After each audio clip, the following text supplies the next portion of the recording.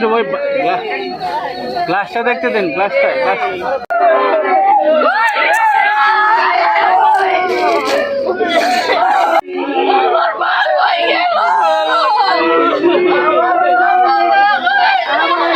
তোমার মেয়ের বিদেশ রাখে, তোমার মেয়ের বিদেশ দিতে তোকে।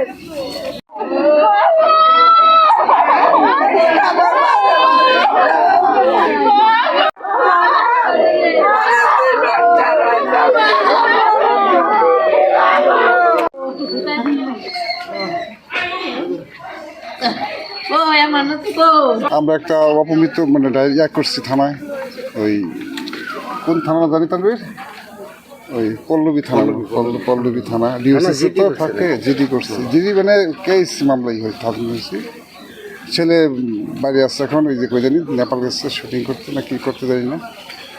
এটা পারিবারিক দ্বন্দ্ব ছিল, মানে আমার মেয়েকে অবহেলা করছে। সবচেয়ে বড় আরেকটা নিউজ হচ্ছে যে যদি সে এটার সাথে জড়িত না থাকতো তাহলে ওয়াইফ আত্মহত্যা করলে একটা হাজব্যান্ড অবশ্যই সে দেশে ফিরতো, আর আধা ঘন্টা লাগে নেপাল থেকে আসতে।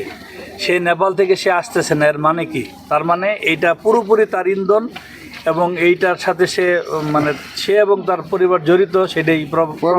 আরেকটা আমার সন্দেহ হয় যে তার যে ওই যে কোন মেয়েটার সাথে মেয়েটাকে সহ সে, এবং এই মেয়েটার জন্মদিন পালন করার জন্য সে নেপালে গেছে। ঠিক আছে, নেপালে গেছে এই মেয়ের জন্য। এইগুলাই সমস্যা।